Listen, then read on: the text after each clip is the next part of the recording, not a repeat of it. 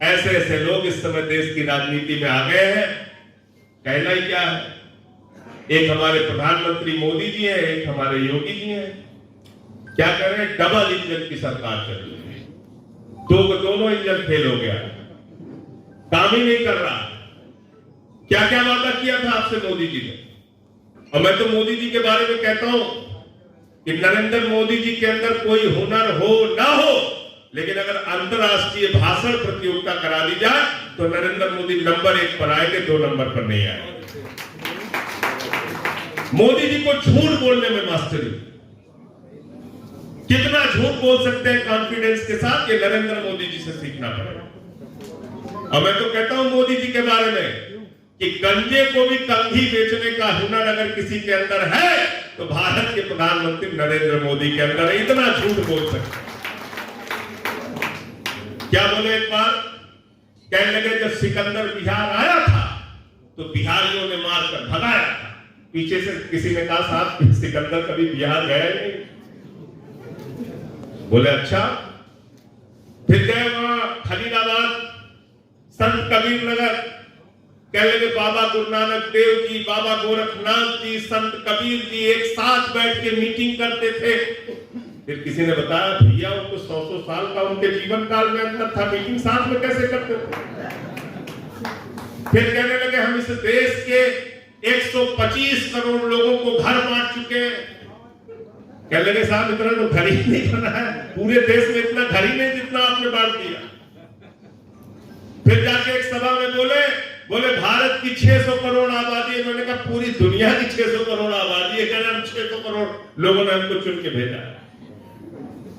ऐसे हमारे प्रधानमंत्री अद्भुत प्रधानमंत्री है। कहने लगे नाली के गैस से हमने चाय बनाई है। एक ठेले वाला जुट गया, गैस से बदबू आने लगी। कहां से आएगी नाली से गैस, नाली में पाइप लगाया, बदबू आने लगी। बताते हैं जिस स्टेशन पे हमने चाय बेची थी और जिस वर्ष में चाय बेची थी, पता चला उस वर्ष में वो स्टेशन बना ही नहीं था गुजरात के अंदर। फिर एक चैनल पे कहने लगे, आज तक चैनल पे इंटरव्यू दिया, कहने लगे 33 साल हमने भीख मांगी। भाई कुछ भी बोल देते प्रधानमंत्री जी। अरे आप प्रधानमंत्री हो देश की, कुछ गरिमा तो रखो, कुछ तो गरिमा रखो। 9 साल में हिंदुस्तान में एक प्रेस वार्ता नहीं की प्रधानमंत्री ने। अमेरिका में गए, वहां फंस गए। अमेरिका में गए, फंस गए। वहां पत्रकार ने पूछ लिया कि आपके देश में मुसलमानों के ऊपर अत्याचार क्यों हो रहा है। तो कहने लगे नहीं हमारा तो बहुत बढ़िया लोकतंत्र है, हम बहुत मिल के रहते हैं, सबका साथ है, सबका विकास है, सबका प्रयास है, सबका विश्वास है। लंबी चौड़ी अपना हाथ के निकलिए। कल मैंने उनकी तस्वीर देखी, बहुत सालों के बाद मेरा मन बड़ा भावुक हो गया। जैसे ही अमेरिका में उनसे पूछा गया मुसलमानों के ऊपर अत्याचार देश में क्यों हो रहा है, कल मिस्र पहुंचे तो सीधे मस्जिद में दाखिला हो गया। मस्जिद में पहुंच गए। अरे मैंने कहा मोदी जी मिस्र की मस्जिद में जाते हो, हिंदुस्तान में बहुत अच्छी अच्छी मस्जिद बनी है, यहां भी कभी चलेगा। इसमें क्या बुराई है हमको बताओ। मिस्र में जाके मुसलमानों को गले लगा रहे हो, हिंदुस्तान के भी मुसलमानों को गले लगाना सीख लो। यहां तो आप भाषण देते हो कपड़े से पहचान लेता हूं। वहां कपड़े से नहीं पहचान पाए मिस्र में। वो तो गाड़ी रखे थे मौलाना साहब, बड़े लंबी से कपड़ा भी वैसे पहने थे, उनको तो गले लगा रहे थे, जोर जोर से लगा रहे थे कि नहीं लगा रहे। दुबई में जाते हैं तो शेखों को गले लगाते हैं जोर से, पाकिस्तान में जाते हैं तो नवाज शरीफ को लगाते हैं जोर से गले। अरे कभी फैसल खान लाला को भी लगा लो गले। ये मामून भाई हमारे बहुत अच्छा काम करते हैं, इनको भी गले लगा लीजिए। क्या दिक्कत है, कोई दिक्कत है क्या, परेशानी है क्या। बाहर नौटंकी करने का काम करें। पाकिस्तान में जाएंगे तो नवाज शरीफ को गले लगाएंगे, उनकी माता जी का पैर छुएंगे। दुबई में जाएंगे तो शेखों को गले लगाएंगे, मिस्र में जाएंगे तो मौलाना लोगों को गले लगाएंगे, मस्जिद में भी जाके बोलेंगे, हिंदुस्तान में आके नफरत फैलाएंगे। आम आदमी पार्टी इस राजनीति का विरोध करती है। हम चाहते हैं इस देश में अमन, चैन और भाईचारा कायम रहना चाहिए और इसको तोड़ने की जो कोशिश करेगा उसके खिलाफ हम लोग लिखते हैं, क्योंकि ये देश सबका है, न तेरा है न मेरा है, न ये हिंदुस्तान सबका है। और नहीं समझी गई ये बात तो नुकसान सबका है। ये हम सबका देश है, यही तो यहां की खूबसूरती है। मोदी जी जो बात आपने मिस्र में समझी वो आप चले जाते बनारस के संकट मोचन के मंदिर में तब भी समझ में आ जाता। ये वो मुल्क है जहां बिस्मिल्लाह खान की सहनाई संकट मोचन के मंदिर में गूंजती है। ये वो मुल्क है जहां मलिक मोहम्मद जायसी पद्मावत लिखते हैं। ये वो मुल्क है जहां रसखान को पढ़कर हम भगवान कृष्ण के बारे में जानते हैं। ये वो मुल्क है जहां मोहम्मद रफी गाना गाते हैं, सुख के सब साथी दुख में ना कोई, मेरे राम तेरा नाम एक साचा दूजा ना कोई। ये वो हिंदुस्तान हमारी मिली जुली संस्कृति है, हमारी साझा संस्कृति, वर्षों से हमारी संस्कृति, सालों साल से हमारी संस्कृति। आप इस देश की एकता को बिगाड़ने का काम मत कीजिए। लेकिन दुर्भाग्य से साथियों और दोस्तों क्या हो रहा, इस देश के अंदर चारों तरफ नफरत फैलाने का काम। हिंदू को मुसलमान से लड़ाओ, फिर हिंदू को सिख से लड़ाओ, फिर हिंदू को ईसाई से लड़ाओ। जब धर्मों का झगड़ा खत्म हो जाए तो हिंदू को हिंदू से लड़ाओ, जाट को गैर जाट से लड़ाओ, मराठा को गैर मराठा से लड़ाओ, मणिपुर में 2 आदिवासी समुदायों को लड़ाओ। पूरे देश में खाली लड़ाई झगड़ा, न शिक्षा पे काम, न बिजली पे काम, न पानी पे काम, न रोजगार पे काम, न किसान पे काम, न सड़क पे काम, सिर्फ लड़ाई झगड़ा। टीवी पे बैठ जाते वहां झगड़ा करने लगते हैं भाजपाई। तो मैंने तो भाजपाइयों को कह दिया है कि अब तुम्हारी पार्टी का नाम हम लोग भारतीय जनता पार्टी से बदल के भारतीय झगड़ा पार्टी रख देंगे। झगड़ा कराते पूरे देश में, झगड़ा पार्टी, गली मोहल्ले में झगड़ा, हर जगह झगड़ा। और मैं तो कई बार सोचता हूं कि इतनी नफरत फैला के सोते कैसे हैं लोग, रात में नींद कैसे आती है इनको। कहते हैं हिंदू धर्म के नाम पे झगड़ा करो। मैं तो भी हिंदू धर्म को मानता हूं, मैंने भी तो हिंदू धर्म पढ़ा है। हिंदू धर्म तो कहता है वसुधैव कुटुंबकम, पूरा विश्व हमारा परिवार है। और जब हम कहते हैं पूरा विश्व हमारा परिवार, तो हिंदू भी हमारा परिवार, मुसलमान भी हमारा परिवार, सिख भी हमारा परिवार, ईसाई भी हमारा परिवार, दलित भी हमारा परिवार, पिछड़ा भी हमारा परिवार, अगड़ा भी हमारा परिवार, पूरी दुनिया हमारा परिवार है। हिंदू धर्म का संदेश ये है। और रामचरितमानस की एक चौपाई का अर्थ अगर बीजेपी वाले समझ ले, जिसमें कहा गया है सब नर करहि परस्पर प्रीति, सारे लोग आपस में प्रेम से रहें, आपस में भाईचारे से रहें।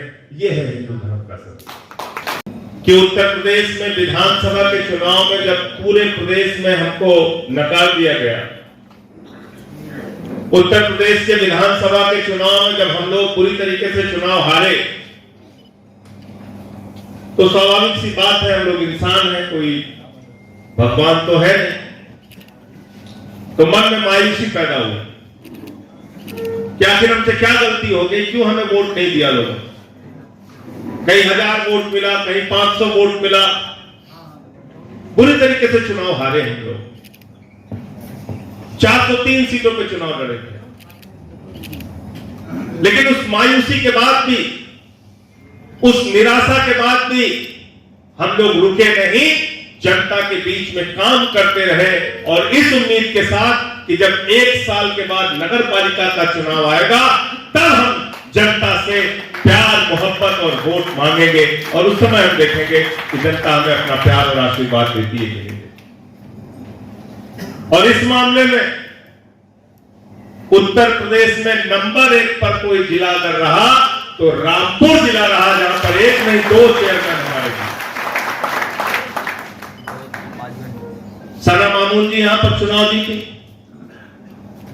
और पप्पू भाई जैसा कह रहे थे कि ये कोई छोटा चुनाव नहीं था।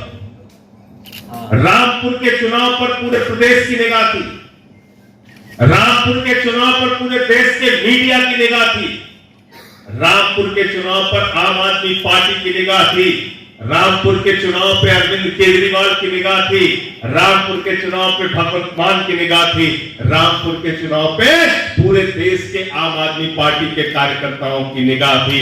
और ये चुनाव अगर हम लोग जीते तो इसकी चर्चा सारे मीडिया चैनल करें। स्पेशल इंटरव्यू चला हमारे कैंडिडेट का, आज तक वालों ने भी लिया, एबीपी वालों ने भी लिया, अलग अलग तरीके से स्टोरी किया उन्होंने। और किस्मत देखिए, 2 दिन पहले इन्होंने शादी किया और उसके बाद आज नगर पालिका की चेयरमैन है। दुल्हन को लोगों ने आशीर्वाद दिया वोट के रूप में, घर की बहू को आशीर्वाद दिया वोट के रूप में, अपनी बहन को आशीर्वाद दिया वोट के रूप में। ये बहुत बड़ी बात आपने करके दिखाई। इसलिए मैंने कहा कि उत्तर प्रदेश में कार्यकर्ताओं से संवाद की, सभासदों से मुलाकात की, चेयरमैनों से मुलाकात की शुरुआत रामपुर से करेंगे। और मैं आप सबका हृदय से, हृदय की गहराइयों से, भावुक मन से स्वागत करता हूं, अभिनंदन करता हूं, धन्यवाद देना चाहता हूं कि आपने आम आदमी पार्टी की झोली भरने का काम। और हमारे अंसार भाई बैठे, अंसार भाई ने तो दिल्ली वाला काम केवरी में करके दिखाया। दिखाया नहीं दिखाया बताइए? केजरीवाल साहब लड़े वहां पे 2015 में, 15 में, वो देखिए याद है। तो क्या कहा था मोदी जी ने? मोदी जी ने कहा ये केजरीवाल तो नक्सलवादी है, इसको जंगल में भेज देना। मैंने उसी दिन कहा था, नरेंद्र मोदी जी, ये मुल्क है भारतवर्ष, जहां जमहूरियत है, डेमोक्रेसी है, लोकतंत्र है, यहां जनता मालिक होती है। जनता जिसको चाहती है वो विधानसभा में जाता है, जनता जिसको चाहती है वो जंगल में जाता है। और दिल्ली की जनता ने 67 सीटें देके केजरीवाल को विधानसभा में भेजा और 3 सीट देके नरेंद्र मोदी की पार्टी को स्कूटर पार्टी बना दिया। स्कूटर पार्टी है कि स्कूटर पे बैठो और विधानसभा जाओ। वही काम इन्होंने किया। केमरी के अंदर ये चुनाव लड़ रहे थे, पिछली बार ये भी बेचारे चुनाव हारे थे तो मन बड़ा उदास हुआ, बहुत तकलीफ हुई, क्योंकि एक चिड़िया का निशान था, वो झाड़ू की तरह लगता था, जितने वोट से हारे वो सारा वोट वो लेके चली गई चिड़िया। चिड़िया ने इनका नुकसान कर दिया। लेकिन इस बार इन्होंने सबकी चिड़िया उड़ा दी, सबकी चिड़िया उड़ा दी। पूरे केमरी में ऐसी झाड़ू चलाई, ऐसी झाड़ू चलाई, केमरी के अंदर एक तिनका नहीं बचा, पूरा का पूरा सफाया कर दिया केमरी। हमारे साथ ही याकूब भाई बैठे, आज रास्ते में आ रहे थे तो कह रहे थे मेरा राजनीति से कोई लेना देना नहीं था संजय भाई, मैं राजनीति का राह नहीं जानता था। आप लोगों ने हमें चुनाव लड़ा दिया, झाड़ू पकड़ा दी हाथ में। बागबाड़ा इनकी जगह का नाम ही कितना शानदार है, बागबाड़ा। और बागबाड़ा से याकूब भाई झाड़ू के निशान से आम आदमी पार्टी के चुनाव निशान से चेयरमैन बने। मुरादाबाद में आम आदमी पार्टी का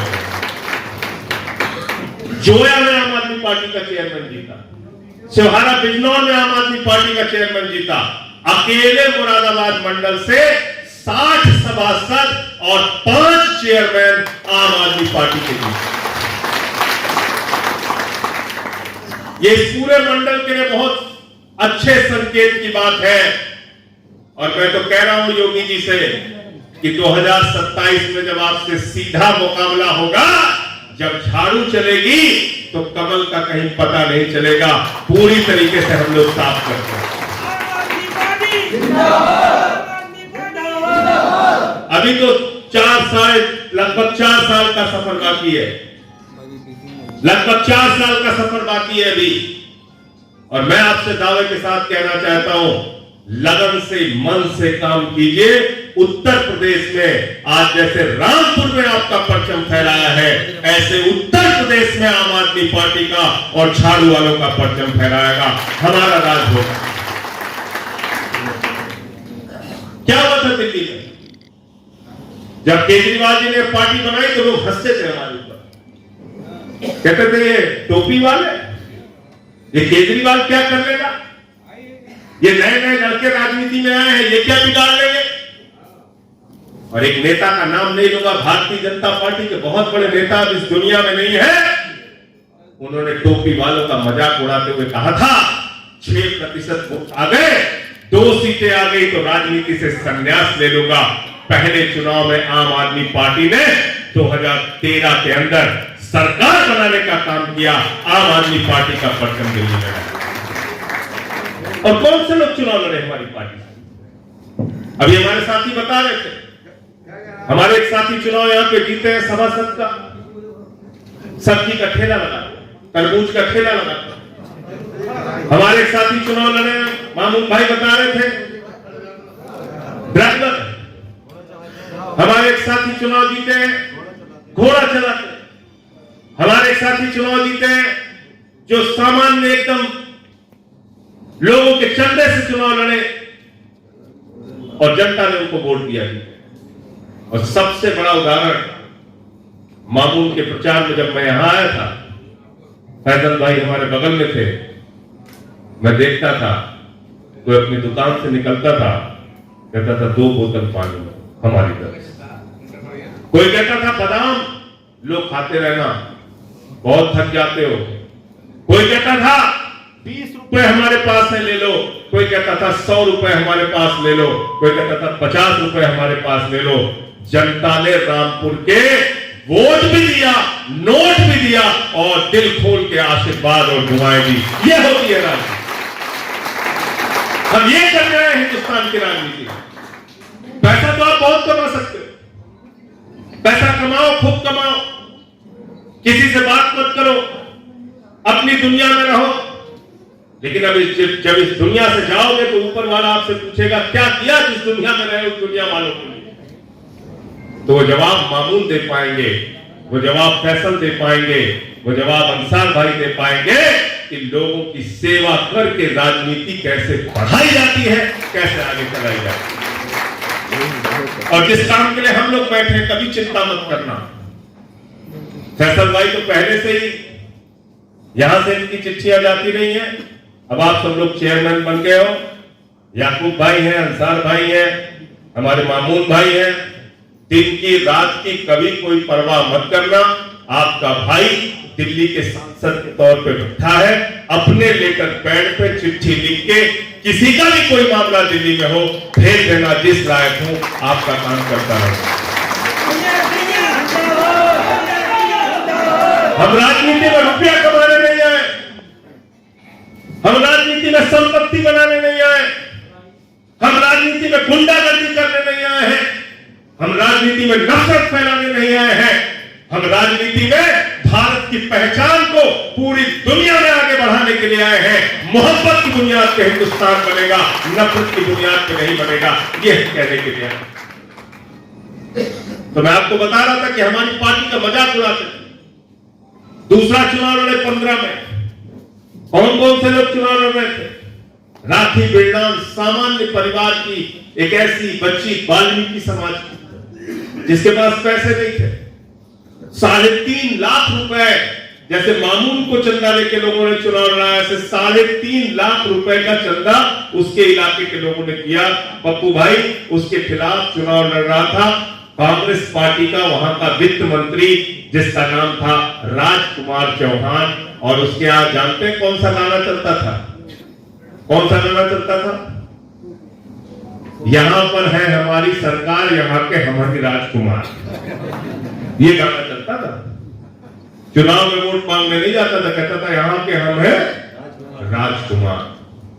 और उस राजकुमार चौहान को, जो 1000 करोड़ की संपत्ति का मालिक था, मात्र 3.5 लाख रुपए का चंदा इकट्ठा करके राखी बिरला को हाथ में झाड़ू पकड़ा के वहां के लोगों ने चुनाव लड़ाया।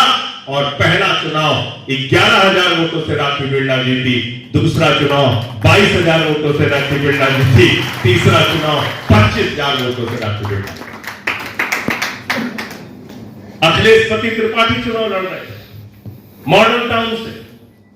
लोगों ने कहा मॉडल टाउन तो बढ़िया सीट है, यहां पे ब्राह्मण, वो भी पूर्वांचल का, ये कैसे जीत सकता है? केजरीवाल जी ने कहा जनता की लड़ाई लड़ा है, ईमानदारी से लड़ा है, जाति धर्म का बंधन तोड़ के लोग इसको वोट देंगे। पहला चुनाव 11,000 वोट से जीता, दूसरा 22,000 वोट से जीता, तीसरा कपिल मिश्रा को बीजेपी वालों ने खड़ा कर दिया, उसको भी 13,000 वोटों से चुनाव हराने का काम किया। 3 चुनाव जीते। आईएएस की तैयारी करने गया था, कोई बाप दादा विधायक सांसद नहीं थे। संजीव झा आईएएस की तैयारी करने गया था, दिल्ली के विश्वविद्यालय में पढ़ता था, आईएएस की तैयारी कर रहा था, अन्ना के आंदोलन में चला गया, बुराड़ी से चुनाव लड़ा 2013 का। पहला चुनाव 25,000 वोट से जीता, दूसरा चुनाव 50,000 वोट से जीता, तीसरा चुनाव 80,000 वोट से जीता। और एक तो बड़ा मजा आएगा आपको सुन के, बूटा सिंह का लड़का लड़ रहा था। सोचिए, बूटा सिंह भारत के गृह मंत्री, कितने पैसे वाले, हजारों करोड़ की संपत्ति का मालिक, देवली से। उसके खिलाफ हमारे प्रकाश एक नौजवान था, उसको हमने टिकट दे दिया। केजरीवाल जी का सुबह सुबह एक दिन फोन आया, बोले अरे किसको टिकट दे दिया? मैंने कहा क्यों? बोले अरे उसकी तो उम्र ही 25 साल नहीं हुई। तो मैंने उसको फोन किया, मैंने कहा क्यों भाई प्रकाश, तुम्हारी उम्र 25 साल नहीं हुई? बोले नहीं जी, जिस दिन नामांकन करेंगे उस दिन 25 साल 12 दिन हो जाएंगे। पहला चुनाव वो भी 25,000 से जीता, दूसरा चुनाव 50,000 से जीता, तीसरा चुनाव फिर 45,000 वोटों से चुनाव। ऐसे ऐसे लोग चुनाव जीते जिनकी कोई राजनीतिक पृष्ठभूमि नहीं थी। और क्यों जीते? क्योंकि लोगों के मन में विश्वास था ये आम आदमी पार्टी के लोग सच्चे लोग हैं, ईमानदार लोग हैं, हमारे लिए काम करेंगे, हमारे लिए लड़ाई लड़ेंगे और नफरत की बुनियाद पे हिंदुस्तान को बनाने का काम नहीं करेंगे, एकता और भाईचारे के लिए काम करेंगे। इसलिए लोगों ने झाड़ू को वोट दिया और झाड़ू चलाने का। पंजाब की बात करते हैं, भगवंत मान जी मास्टर के लड़के हैं, बाप दादा कोई मुख्यमंत्री मंत्री नहीं थे। मेरे पिताजी मास्टर हैं, मास्टर थे, रिटायर हो गए। हम लोग किसी बड़े परिवार से नहीं है, कोई बाप दादा करोड़ों की संपत्ति छोड़ के नहीं है।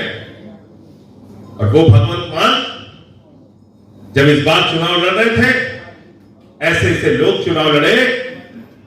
सोचिए, पंजाब का मुख्यमंत्री चन्नी जिस सीट से चुनाव लड़ रहा था, आम आदमी पार्टी का जो कार्यकर्ता उनके खिलाफ चुनाव लड़ रहा था, उसके पिता, उसकी माता 4थी श्रेणी के कर्मचारी थे स्कूल के अंदर, चपरासी की नौकरी करते थे। और उसका लड़का पंजाब के मुख्यमंत्री को हराने का काम करता है। यह है लोकतंत्र, यह है जमहूरियत, यह है इंडिया, यह है भारत। जीवनजोत कौर हमारी वॉलंटियर थी 2011 से अन्ना के आंदोलन से जुड़ी हुई थी। अमृतसर का चुनाव हो रहा था, सिद्धू साहब चुनाव लड़ रहे थे, उसके खिलाफ चुनाव लड़ने के लिए आ गए मजीठिया। मीडिया वालों ने कहा सिद्धू और मजीठिया की लड़ाई होगी, सिद्धू और मजीठिया की लड़ाई होगी। आम आदमी पार्टी वालों से पूछा गया कौन चुनाव लड़ेगा, तो डॉक्टर जीवन ज्योति कौर, जिसको राजनीति से कोई लेना देना नहीं, एक सामाजिक कार्यकर्ता थी, 2011 में अन्ना के आंदोलन से जुड़ी पार्टी की एक सामान्य कार्यकर्ता के रूप में काम कर रही थी। उसने कहा मैं चुनाव लड़ूंगी। सिद्धू भी हंसता था, मजीठिया भी हंसता था, कहता था ये कहां से डॉक्टर जीवन ज्योति कौर आ गई चुनाव में। एक सीट से दो धुरंधर को हराने का काम एक सीट से जीवन ज्योति कौर ने किया। अमृतसर में उसी सीट पर उन्होंने सिद्धू को भी हराया, उसी सीट पर मजीठिया को भी हराया। यह है लोकतंत्र की कहानी। इसलिए मैं आपको समझाने की कोशिश कर रहा हूं कि डेमोक्रेसी में, लोकतंत्र में राजनीति को गाली देना बंद कीजिए। सबसे बड़ा नुकसान क्या होता है, हम कहते हैं हम अपने बेटे को डॉक्टर बनाएंगे, हम अपने बेटे को इंजीनियर बनाएंगे, हम अपने बेटे को आईएएस बनाएंगे, हम अपने बेटे को पीसीएस बनाएंगे। कोई नहीं कहता हम अपने बेटे को राजनीति में अच्छा नेता बनाएंगे। ये सोच हमें पैदा करनी होगी, क्योंकि राजनीति तय करती है आपके बच्चे के स्कूल की फीस क्या होगी, राजनीति तय करती है रामपुर का शहर साफ रहेगा या गंदा रहेगा, राजनीति तय करती है नगर पालिका में भ्रष्टाचार होगा या नहीं होगा। राजनीति तय करती है आपको अच्छा इलाज मिलेगा कि नहीं मिलेगा। राजनीति तय करती है आपको फ्री बिजली, फ्री पानी, फ्री शिक्षा मिलेगी कि नहीं मिलेगी। इसलिए इस देश की राजनीति को साफ करने का पहले आपको संकल्प लेना होगा। और अगर इस देश की राजनीति को साफ करना है तो सबसे अच्छा चुनाव निशान है झाड़ू। हाथ में झाड़ू पकड़िए और राजनीति की गंदगी को साफ करिए। अभी क्या कहते हैं लोग? कहते हैं राजनीति बहुत गंदी चीज है, राजनीति बहुत गंदी चीज है। अरे भाई, राजनीति बहुत गंदी चीज है तो अगर अच्छे लोग राजनीति में नहीं जाएंगे तो ये गंदगी और बढ़ेगी कि कम होगी? बताओ जरा हमको। बढ़ेगी कि कम होगी? तो इसलिए अच्छे लोगों की जिम्मेदारी है राजनीति में जाओ, हाथ में झाड़ू लो, गंदगी उसकी साफ करने का काम करो। आप कहते हो लड़ाई करो, आप देश को बेवकूफ बना के रखते हैं। राष्ट्रवाद की बात करते हैं भाजपा के लोग, राष्ट्रवाद कहते हैं भारत माता की जय। मैं तो भाजपाइयों से कहता हूं, मैं कहता हूं भाजपाइयों, जब तुम जोर से लगाते हो भारत माता की जय तो मैं समझ लेता हूं कोई फैक्ट्री बिकने वाली। कहते हैं भारत माता की जय, हम भारत की रेलवे बेचेंगे, भारत माता की जय, हम कोल इंडिया बेचेंगे, steel authority of India limited बेचेंगे, बीपीसीएल बेचेंगे। भारत माता की जय, हम देश के सारी संपत्तियों को बेचने का काम करेंगे। मैं कहना चाहता हूं रामपुर के लोगों, भारत माता की जय भारत की संपत्ति को बेचने से नहीं होगा। केजरीवाल भी लगाते हैं भारत माता की जय और कहते हैं भारत माता की जय, हम आपके बच्चों के लिए अच्छा स्कूल बनवाएंगे, अस्पताल बनवाएंगे, सड़कें बनवाएंगे, बिजली फ्री देंगे, पानी फ्री देंगे। इस मुल्क की तरक्की होगी तब भारत माता की जय होगी। खाली नारा लगा के देश बेचने से भारत माता की जय नहीं होगी। और अब क्या हो रहा है देश के अंदर? आपके लिए पैसा नहीं है सरकार के पास, रोजगार मांगिए कहते हैं पैसा नहीं, फसल का दाम मांगिए कहते हैं पैसा नहीं, कहते हैं महंगाई कम कर दीजिए कहते हैं पैसा नहीं। आज महंगाई आसमान पे, सारी चीजों का, गैस के सिलेंडर का दाम बढ़ गया, सरसों के तेल का दाम बढ़ गया, पेट्रोल का दाम बढ़ गया, डीजल का दाम बढ़ गया, कैंसर की दवा का दाम बढ़ गया, किडनी की दवा का दाम बढ़ गया, टीबी की दवा का दाम बढ़ गया, हार्ट की दवा का दाम बढ़ गया। आप कहिए भाई महंगाई कम कर दो, कहते हैं पैसा नहीं। तो मैंने पूछा भाई पैसा गया कहां? हमसे तो हर दिन टैक्स लेते हो, हम तो छोटी छोटी चीज खरीदते तब भी सरकार को टैक्स देते हैं। तो पता चला, चूंकि मैं पार्लियामेंट में हूं तो वहां नजर रहती है, तो पता चला सारा का सारा पैसा उठाकर, सारी की सारी संपत्ति उठाकर नरेंद्र मोदी जी अपने एक मित्र को दे रहे हैं। क्या नाम है उसका? क्या नाम है? सब जानते हैं। आकाश में चले जाइए तो हवाई जहाज अडानी का, जमीन पर आ जाइए तो एयरपोर्ट अडानी का, समुद्र में चले जाइए तो सीपोर्ट अडानी का, पाताल में चले जाइए तो कोयला अडानी का, गैस अडानी का, बिजली अडानी की, सड़क अडानी का, पानी अडानी का, स्टेडियम अडानी का। आकाश से लेकर पाताल तक नरेंद्र मोदी जी ने सब कुछ अपने दोस्त अडानी को दे दिया। और उसके बाद 2.5 लाख करोड़ रुपए का कर्जा दिया। ये हमारा रैयान है, बहुत अच्छा बोलता है, अगर 2.5 लाख का कर्जा लेने जाए चप्पल गिर जाएगी। 2.5 लाख करोड़ का कर्जा उठा के दे दिया अडानी। चंद पूंजीपतियों का 11 लाख करोड़ रुपए माफ किया। तो अब आपको समझ में आया कि नफरत क्यों फैलाई जाती है? आपको समझ में आया कि आपको हिंदू मुसलमान का झगड़ा क्यों कराया जाता है? इसलिए कराया जाता है, बिल्कुल सही कहा आपने, ध्यान भटकाने के लिए कि आप अपने बच्चों के स्कूल पर सवाल न पूछो, अस्पताल पे सवाल मत पूछो, रोजगार पे सवाल मत पूछो, महंगाई पे सवाल मत पूछो। इसलिए हिंदू मुसलमान के नाम पे झगड़ते रहो, हम देश बेचते रहेंगे। ये फार्मूला है भारतीय जनता पार्टी का। इसलिए हमको इस देश को बचाने के लिए, इस उत्तर प्रदेश को बचाने के लिए एक साथ मिलकर काम करना होगा।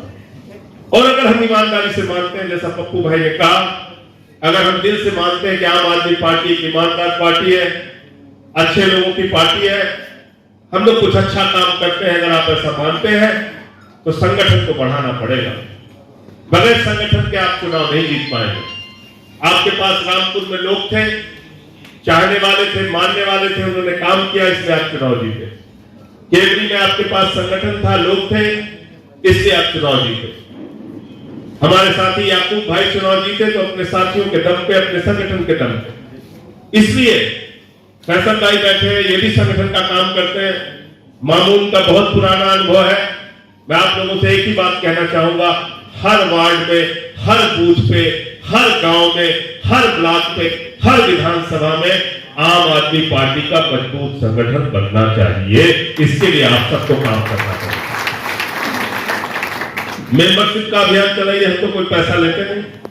पप्पू भाई, इस पार्टी में फीस नहीं लगती, कोई फ्री सदस्यता है, 2 रुपए भी नहीं लेते हैं, फ्री सदस्यता। मेंबरशिप बढ़ाइए। आसिफ मियां है, और अध्यक्ष बनाइए, विधानसभा का अध्यक्ष बनाइए, कमेटी का विस्तार नीचे तक कीजिए। और जिस दिन संगठन मजबूत हो जाएगा, मेरा एक ही लक्ष्य है, अक्टूबर के बाद अगर मैं आसिफ मियां के विधानसभा में आऊं तो मुझे सिर्फ 3000 कार्यकर्ता मिलने चाहिए। पक्का, भीड़ नहीं, कार्यकर्ता, 3000 कार्यकर्ता। एक विधानसभा में न्यूनतम 3000 कार्यकर्ता का लक्ष्य हमें रखना है, क्योंकि अक्टूबर के बाद से मैं पूरे उत्तर प्रदेश के 403 विधानसभाओं में सभाएं करूंगा, कार्यकर्ताओं का सम्मेलन करूंगा। 3-3 हजार कार्यकर्ता हमारा लक्ष्य होना चाहिए हर विधानसभा के अंदर। तो इसलिए अब संगठन के लिए हम सबको काम करना है। उत्तर प्रदेश में भी हालात अच्छे नहीं है साथियों। 24-24 घंटे में कहते हैं योगी जी 24 घंटे बिजली रहेगी। बताइए, नागपुर में रहती 24 घंटे बिजली रहती है क्या? 4,500 लोगों पे बतानी FIR हुई। बिजली की कटौती होती है 8-8, 10-10 घंटे, और योगी जी कह रहे 24 घंटे बिजली। उत्तर प्रदेश में 27,000 मेगावाट बिजली की मांग है, और जब गर्मी बढ़ती है तो ये 32,000 मेगावाट तक पहुंच जाती है। 27,000 मेगावाट, कुल 4,000 मेगावाट हम पैदा करते हैं, कुल 4,000 मेगावाट। 23,000 मेगावाट बिजली बाहर से खरीदते हैं। आप मुझे बताइए, कैसे उत्तर प्रदेश के लोगों को बिजली मिल पाएगी? 10-10 साल से आपने खंभे नहीं बदले, तार नहीं बदले, ट्रांसफार्मर नहीं बदला। गांव में ट्रांसफार्मर खराब हो जाता होगा, पता कर लीजिएगा अपने इलाकों में। 15 दिन 20 दिन में आता है, वो भी चंदा इकट्ठा करके लोग पैसा इकट्ठा करके मंगाते हैं। गलत कह रहा हूं? बताइए। ट्रांसफार्मर चंदा इकट्ठा करके लोग मंगाते हैं, तब बनता है। बिजली का बिल अनाप शनाप किसी का भी कुछ भेज देते हैं, किसी का 1 लाख आ जाता है, किसी का 5,000 आ जाता है, किसी का 10,000 आ जाता है, किसी का कोई काम करना मुश्किल है। अरे भाई, बिजली हमारी जिंदगी की जरूरत है, ऐसो आराम का साधन नहीं है। बच्चे पढ़ेंगे कैसे? रात में सोएंगे कैसे? हम अपना रोजगार चलाएंगे कैसे? और अभी एक तुगलकी फरमान और आ रहा है मोदी जी का, पढ़ा कि नहीं आप लोगों ने? पढ़ा ना? कह रहे हैं रात में बिजली महंगी हो जाएगी। ऐसे ऐसे कानून बन रहे हैं देश में, हंसी आती है सोच के। कह रहे हैं रात में बिजली 20% महंगी हो जाएगी। ये कोई कानून है? 70% बिजली का उपयोग रात में ही होता है ना। दिन में तो आप लोग लाइट जलाते नहीं है, रात में ही लाइट जलती है, रात में पंखा चलता है, AC चलता है। दिन में ज्यादातर लोग काम पे बाहर होते हैं। 70% बिजली का उपयोग रात में होता है। नरेंद्र मोदी जी अपने दोस्तों को फायदा पहुंचाने के लिए कह रहे हैं कि हम बिजली महंगी करेंगे, रात में बिजली 20% महंगी हो जाएगी। तो मैंने कल प्रेस कॉन्फ्रेंस करके कहा है, सड़क से लेकर संसद तक इस कानून का हम लोग विरोध करेंगे। देश में रात की बिजली महंगी नहीं होने देंगे।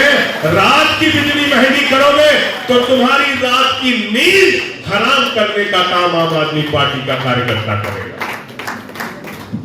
और अगर तुम रात में बिजली महंगी करोगे तो मैं तो कह रहा हूं देशवासियों से, आप लोग भी अपने घर पे बोर्ड लगा दीजिए कि 6 बजे तक मोदी जी हमारे प्रधानमंत्री हैं, शाम के 6 बजे के बाद हम उनको प्रधानमंत्री नहीं मानेंगे। रात में हमारे प्रधानमंत्री नहीं है, रैली छोड़ के भाग जाना 6 बजे के बाद है। हाँ, अरे वो झूठ वाले हैं, ना चाय वाले हैं, ना तांगा वाले हैं, कुछ नहीं, झूठ बोलने के काम करते हैं। तो इसलिए ऐसे ऐसे काम हो रहे हैं। अब इस डबल इंजन की सरकार के अंदर आपको शहरों में लाइट नहीं मिलती, गांव में लाइट नहीं मिलती। बाबा जी को क्या काम करना है? बुलडोजर चलाना है खाली। कहते मेरा नाम योगी आदित्यनाथ मत कहिए, बाबा बुलडोजर कहिए। खुश होते हैं इस बात पे। बड़ा बड़ा घोटाला पकड़ा मैंने इनका। इस सरकार में जल जीवन मिशन का घोटाला हुआ, तमाम घोटाले हुए, यहां तक कि राम मंदिर के निर्माण में घोटाला हुआ। वो घोटाला भी मैंने उजागर किया था। 5 मिनट के अंदर 2 करोड़ की जमीन 18.5 करोड़ रुपए में खरीदने का काम ट्रस्ट वालों ने किया। 16.5 करोड़ का भ्रष्टाचार 5 मिनट के अंदर किया। तो मैंने तो कहा भाजपाइयों के लिए कि देखो दीवानों, ऐसा काम ना करो और राम का नाम बदनाम ना करो। तो भाजपाइयों ने मुझसे कहा, संजय सिंह जी राम राम जपना, पराया माल अपना। ये काम कर रहे हैं। तो इसलिए इन सबसे सावधान रहना, इनसे होशियार रहना है। और कट्टरता की एक ही बीमारी है, मैं तो बार बार कहता हूं, कट्टरता एक ऐसी बीमारी है जिसको अपने लोग ही खत्म कर सकते हैं। हिंदुओं के बीच में कोई नफरत फैलाने का काम करे, कट्टरता फैलाने का काम करे, भड़काने लड़ाने का काम करे, तो संजय सिंह उसकी लड़ाई लड़े, सबाजीत सिंह उसकी लड़ाई लड़े, हिंदू उसकी लड़ाई लड़े। और अगर मुसलमानों के बीच में कोई नफरत फैलाने की और कट्टरता फैलाने की बात करे तो फैसल भाई उसकी लड़ाई लड़े, हमारे मुस्लिम साथी उसके खिलाफ लड़ने का काम करें और कहें कि हम नफरत फैलाने की इजाजत आपको नहीं देंगे। तब इस देश में अमन और चैन कायम रहेगा। ये राष्ट्रपिता महात्मा गांधी का देश है। आज कैसे लोग हैं? आज वो लोग देश की सत्ता में बैठे हैं जिस विचारधारा ने गांधी की हत्या की, अहिंसा की हत्या की, प्रेम की हत्या की, भाईचारे की हत्या की। वो गांधी जो सर्वधर्म प्रार्थना सभा की बात करते थे, जो भाईचारे की बात करते थे। गांधी जी धार्मिक थे, राष्ट्रपति राघव राजा राम करते थे, प्रभु श्री राम को मानते थे, लेकिन वो सांप्रदायिक नहीं थे। इसलिए जो धर्म को सही मायने में मानेगा वो कभी सांप्रदायिक नहीं हो सकता है। जो धर्म का दुष्प्रचार और दुरुपयोग करेगा वही सांप्रदायिक और कम्युनल होगा, वही लड़ाई झगड़े की बात करेगा। जो धर्म को सही मायने में समझ लेगा वो तो झगड़ा कर ही नहीं सकता। मैं तो कहता हूं, खुदा को क्या कहते हैं? रब्बुल आलमीन, पूरे आलम का रब, पूरे दुनिया का रब। हजरत मोहम्मद साहब सल्लल्लाहु अलैहि वसल्लम को क्या कहते हैं? रहमतुल लिल आलमीन, पूरे आलम पर, पूरी दुनिया पर रहमत करने वाला, सिर्फ मुसलमानों पर रहमत करने वाला है। तो खुदा के नाम का मतलब, नबी के नाम का मतलब ही अगर समझ लोगे तो नफरत की बात नहीं करोगे, लड़ाई झगड़े की बात नहीं करोगे। इसलिए साथियों और दोस्तों, मैं हाथ जोड़कर आपसे विनती करना चाहता हूं, ये मुल्क जिस दौर में चल रहा है, जिस तरीके से नफरत की आग झोंकने का काम किया जा रहा है, 2024 में बोरिया बिस्तर बांध के भारतीय जनता पार्टी को इस देश से वापस भेजना पड़ेगा।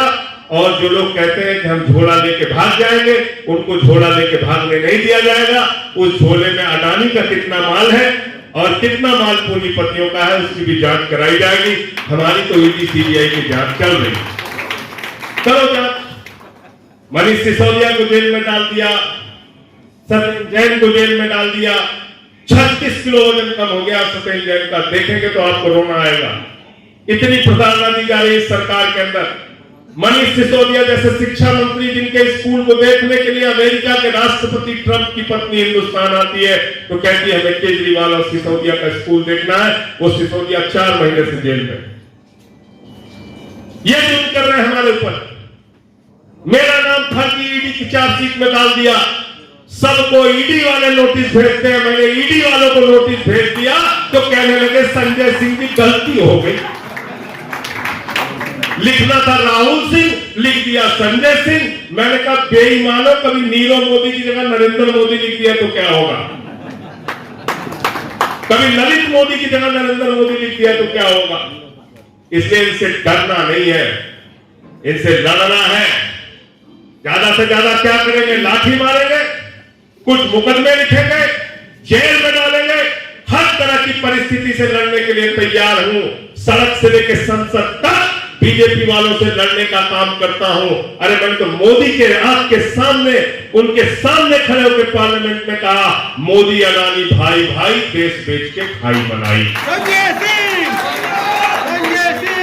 और अपने घर पे मैंने बहुत बड़ा बैनर टांग दिया कि ईडी का स्वागत है खक्कड़ हाउस में, आओ करो, जांच करो हमारी। इसलिए इनसे हम डरने वाले नहीं हैं, इनसे डरने वाले नहीं, इनसे लड़ाई लड़ेंगे और इनका बोरिया बिस्तर बांध के इनको वापस भेजने का काम करेंगे। आप सबका बहुत बहुत शुक्रिया, बहुत बहुत धन्यवाद। शहर की सरकार और जनता को दरकार, दिखाएंगे आपको क्या कहता है वोटर। अब की बार किसकी सरकार?